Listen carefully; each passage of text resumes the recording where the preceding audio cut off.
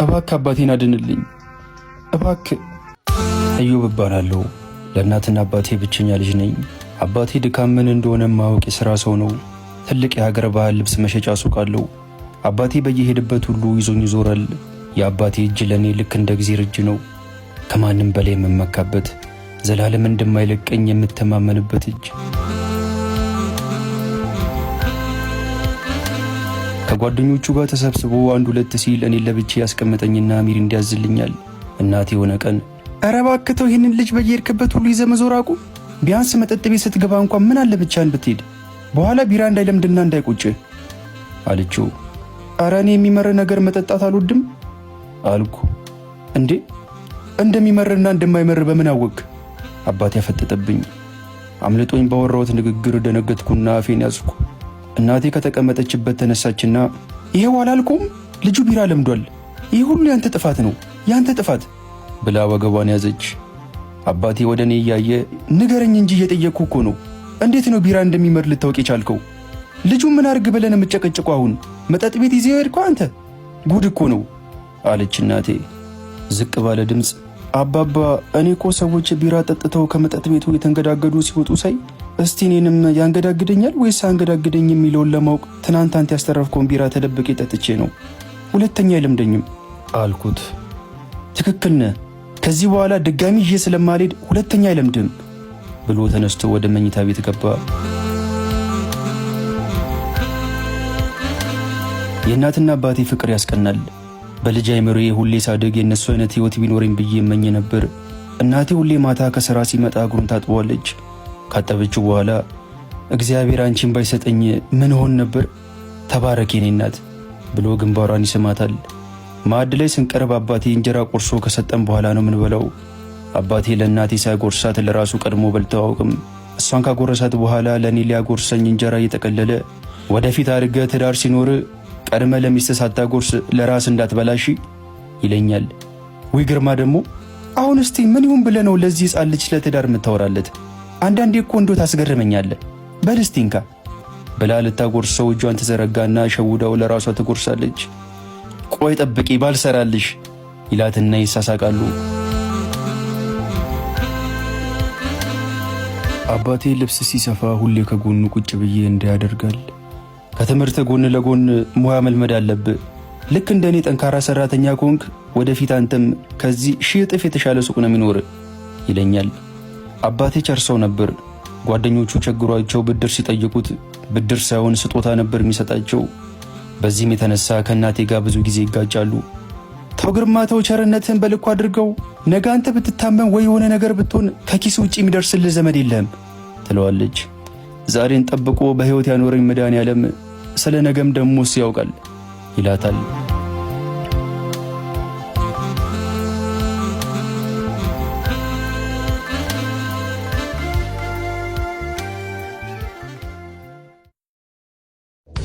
ከ12 ዓመት በኋላ 24 ዓመት ሞላኝ። ከኔ በ6 ዓመት የምታንስ ሮዳስ የምትባል የ11ኛ ክፍል ተማሪ ታለችኝ። የኮሌጅ ትምህርቴን ላጠናቅቅ 1 ዓመት ነው የቀረኝ። የአባቴ የባህል ልብስ መሸጫ ሱቅ አድጎ ተጨማሪ 2 ቅርንጫፎች ተከፍተዋል። እናቴም የራሷን ግሮሰሪ ከፍታ ትሰራለች። አባቴ ከዚህ ሁሉ ዓመታት በኋላም ጥንካሬው አብሮት እንዳለ ነው። ብዙ ሰራተኞች ቢኖሩትም ዛሬም እንደ ድሮ ቁጭ ብሎ ልብሶችን ይሰፋል። አባባ ግን ካንተ ጥንካሬ ላይ ሩባን ቆንጥሮ ቢሰጠኝ ኖሮ የት በደረስኩ እለዋለሁ። የእኔ ጥንካሬ ምንጭ አንተ እህትና እናታችሁ ናት። እናንተ እስካላችሁልኝ ድረስ ጠንካራ ነኝ። እናንተ የሆነ ነገር የሆናችሁ ቀን የእኔም ማበቂያ የዛኔ ነው። የእናንተን ክፉ ሳላይ እኔን ያስቀደመኝ ብሎ ግንባሬን ይስመኛል።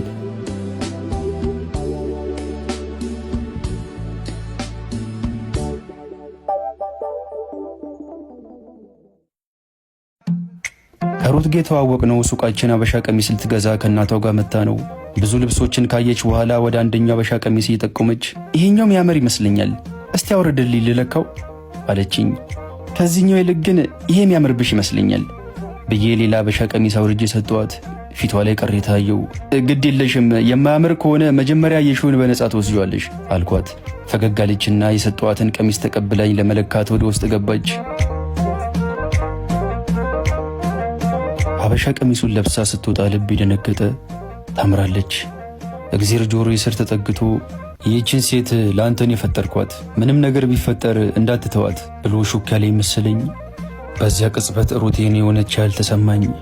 እንዴት ነው ያማረብሽ ሩትዬ አለቻትና እናቷ ወዲያው ስልክ ተደውሎላት ቆይ መጣው ብላ ወጣች። ሩት በመስታወት ራሷን እያየች ጥሩ አይን አለህ፣ ቆንጆ አበሻ ቀሚስ ነው የመረጥክልኝ አለችኝ። ቀሚሱ ብቻ ሳይሆን አንቺም ቆንጆ ነሽ አልኳት። ሳቅችልኝ። ስትስቅ እንዴት ነው የምታምረው! ልቤም አብሮ ከሷ ጋር ፈገግ አለ። ወደዚህ ሰፈር ብቅ ካልሽ በዚህ ቁጥር ደውይልኝ እሺ ብዬ ቁጥሬን ወረቀት ላይ ጽፌ ሰጥቷት እናቷ ወዲያ ወደ ውስጥ ገባች። ሩት ወረቀቱን መዳፏ ላይ ጨምደዳ ያዘችው። እናትየው ሂሳቡን በሰጠኝ አካውንት ትራንስፈር አድርጌላለሁ እሺ ሰላም ዋል። በይኔ ሩት ሰዓት ሄደብን ቶሎ እንሂድ ብላ እጇን ጎተተቻት። ቀሚሱን አውልቂው እንጂ በፌስታል አድርግልሽ አልኳት። ሰርግ አለባት ወደዚያው ስለሆነ የምንሄደው ችግር የለም በይኔ ብላት ወደ በሩ አምሩ። ለሩት እንድትደውልልኝ በእጄ ምልክት አሳዩዋት።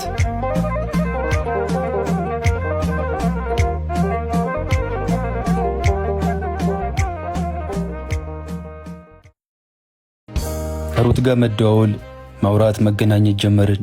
ፍቅረኛ ይሁን ሳልላት ፍቅረኛ ይሁን ሳትለኝ ሁኔታዎች ራሳቸው ወደ ፍቅር መሮን። ቤት አመጣኋትና ከቤተሰቦቼ ጋር አስተዋወቅኳት። ወደዷት። ለነገሩ ሩትን ማን ይጠላታል?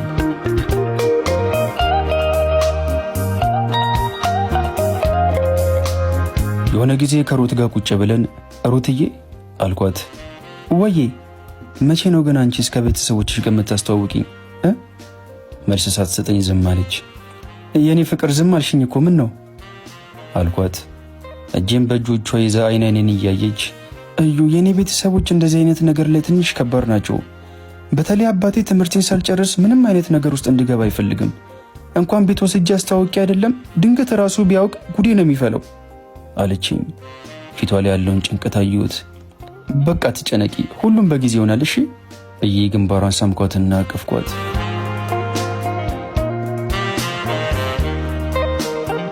የሆነ ቀን ሳሎን ቁጭ ብለን ሙሉ ሱፍ ለብሶ አናቱ ላይ ባርኔጣ ያረገ በእጁ ቦርሳ የያዘ ሰው ድንገት መጣ። አባቴ በድንጋጤ ተነስቶ ቆመ።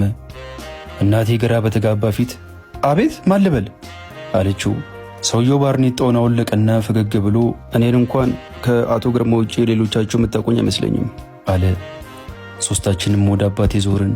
አባቴ ባልተረጋጋ ፊት ወዳጄ ነው ስልኬ ዝግ ሲሆንበት እኮ ቤት ይሆናል ብሎ መጥቶ ነው ቆይ አንዴ መጣው አለና ሰውየውን ወደ ውጭ ይዞት ወጣ።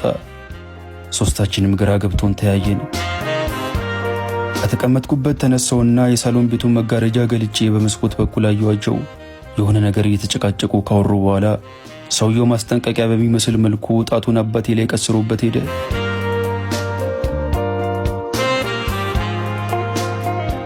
አባቴ ወደ ቤት ተመለሰ። ምንድነው ግርማ? ማን ነው ሰውየው አለችው እናቴ። ጓደኛዬ ነው ድንገት መጥቼ ላስደንግጠ ብሎ እኮ ነው አላት ፊቱ ላይ ያለውን መረበሽ ለመደበቅ እየሞከረ። እኛ ማናውቀው ጓደኛ አለችው እናቴ። ደግሞ በመስኮት በኩል የተጨቃጨቃችሁ ስታወሩ አይቻችኋለሁ አባባ። ምንድነው ቆይ አልኩት። አንገቱን ደፍቶ ዝም ብሎ ቆየና ይቅርታ አድርጉልኝ አለን። ለምን ሆነ ይቅርታ የምጠይቀን አባ አለችው እቴ። ለሁሉም ነገር። ምንድነው ተጨንቀ የምታስጨንቀን ግርማ? የተፈጠረ ችግር አለ እንዴ አለችው እናቴ። ለደቂቃዎች ዝም ብሎ ቆየና ልብስ ቤቱን ለማስፋፋት ብሎ ከሰውየው አራጣ እንደተበደረና ለ6 ዓመት ሙሉ ሲከፍል እንደኖረ አሁን ግን ወለዱ እየበዛ በመምጣቱ መክፈል የማይችልበት ደረጃ እንደደረሰና በዚህ 2 ወር ውስጥ ሙሉ ዕዳውን ከፍሎ ካልጨረሰ ያለው ሀብት በሙሉ እንደሚወሰድበት ነገረን።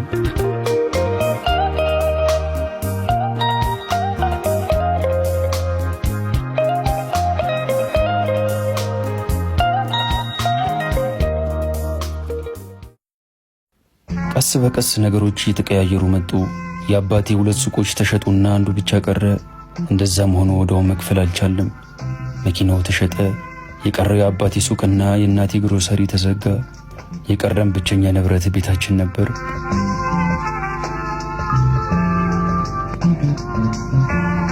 የሆነ ቀን ከሩት ጋር ቤተ ክርስቲያን ቁጭ ብለን እዩዬ ጠይቃለሁ ብዬ ረስቸው 2 ቀን ሙሉ በሱቃችሁ ሰልፍ በተከታታይ ሱቃችሁ ዝግ ሆኖ አየሁት። በሰላም ነው አለችኝ። አንገቴን ደፍቼ ዝም አልኳት። ምን ነው ዩዬ ዝም አልከኝ? ችግር አለ እንዴ? አለችኝ። አንገቴን ጉልበቶቼ መሃል ቀብሬ ያቀረቀርኩ። ሩት ደነገጠች። ወይኔ ጉዴ እዩዬ ምን ሆንክብኝ ብላ አቀፈችኝ። የሆነውን ሁሉ ነገርኳት። በመጨረሻ ሁሉንም ነገር አጣን። ለዘመናት የኖርንበትን ቤት ለቀቅንና ቆርቆሮ ቤት ውስጥ ተከራይተን ገባን። እናቴ በየሰው ቤት እየዞረች ልብስ ማጠብና እንጀራ መጋገር ጀመረች። የሚያምር ፊቷን ማዲያት አበላሸው። አባቴም በብስጭት ውሎና አዳሩ አረቄ ቤት ሆነና ግፊትና ጉበት ታማሚ ሆኖ አልጋ ላይ ተኛ። እህቴም ሄጃለሁ ብላ ሳትነግረን ተነስታ አረብ ሀገር ሄደች።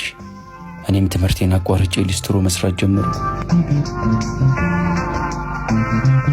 የሆነ ቀን ሩት ምሳ ልጋብዝ ብላ የሆነ ምግብ ቤት ቁጭ ብለናል። ተጎሳቆልኩብሽ አይደል አልኳት። አሁን እንደሱ ይባላል እዩዬ? በሰው ልጅ ህይወት ውስጥ እኮ ማግኘትም ማጣትም ያለ ነው። ደግሞ ነገሮች በዚህ አይቀጥሉም፣ ይስተካከላሉ እሺ ብላ ፊቴን በእጇ ደባበሰችኝና ይቺ ደግሞ ለአባባ ሕክምና ናት እሺ ምንም እንዳትለኝ ብላ በካኪ ወረቀት የተጠቀለለ ብር ከቦርሳ ውስጥ አውጥታ ሰጠችኝ።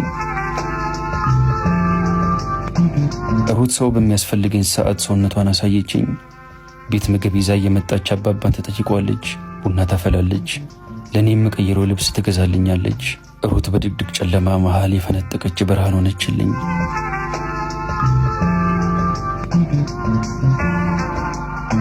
ማክሰኞ ዕለት አባቴ ባለው ሰዓት ቸገረኝ ሲሉት ይረዳቸው ከነበሩት ጓደኞቹ መሃል አቶ ወርቁ ቤት ሄድኩ። ኩርምት ብዬ የሳሎን ቤት ቁጭ ብያለሁ። ቤቱ ያምራል። የቤቱን ውበት እያደነኩ እያለ ድንገት አቶ ወርቁ መጣ። ከተቀመጥኩበት ተነሳው። ልጅ ዮብ እንዴት ነህ እባክህ? እንዲህ ከፍ ሳትል ነበር የማውቅ፣ በጣም አድጋል ብሎ ጨበጠኝና ቁጭ አለ። ደግሞ ሰውነትህ ከስቷል በጣም። ምግብ ሰዓቱን ጠብቃ አትመገብም እንዴ? እስቲ ልጆች የሚበላ አምጡለት ብሎ ጮኸ። ግድ የለም አቶ ወርቁ ምግቡ ይቆየኝ። መቼስ ስለ አባቴ ሁኔታ ሰምተሃል። እድሜ ልክ ያፈራውን ሀብቱን ሙሉ አጥቶ የግፊትና የጉበት ታማሚ ሆኖ ቤት ተኝቷል። እባክህ አባቴን አድንልኝ እባክህ ብዬ ጉልበቱ ላይ ተደፋው። ኧረ እባክህ ተነስ ብሎ ከተንበረከኩበት አነሳኝና ቁጭ ካለ በኋላ አዎ ሰምቼ እኮ በጣም ነው ያዘንኩት። ከዛሬ ነገ መጥቼ ጠይቀዋለሁ እያልኩ ስራ በዛብኝና ረሳሁት። ግድ የለም አይዞህ እንረዳዳለን። እስቲ ኪሴ ውስጥ ብር ይዣለሁ እንዴ ብሎ ኪሱን ዳብሶ 600 ብር አውጥቶ ጠረጴዛ ላይ ያስቀመጠና በል አትጥፋ፣ እንዲሁ ብቅ እያልክ መተውሰድ አይዞህ ብሎ ጀርባዬን መታ መታ አድርጎኝ ሄደ።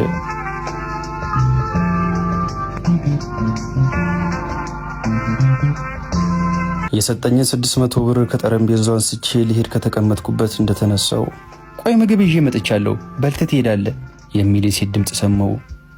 ዞር ስል ያየሁትን ማመን አቃተኝ። ፊት ለፊቴ ሳህን ይዛ የቆመችው ሩት ነበረች። ሁለታችንም በድንጋጤ ፈጠን ቀረን። ሩት የአቶ ወርቁ ልጅ ነበረች።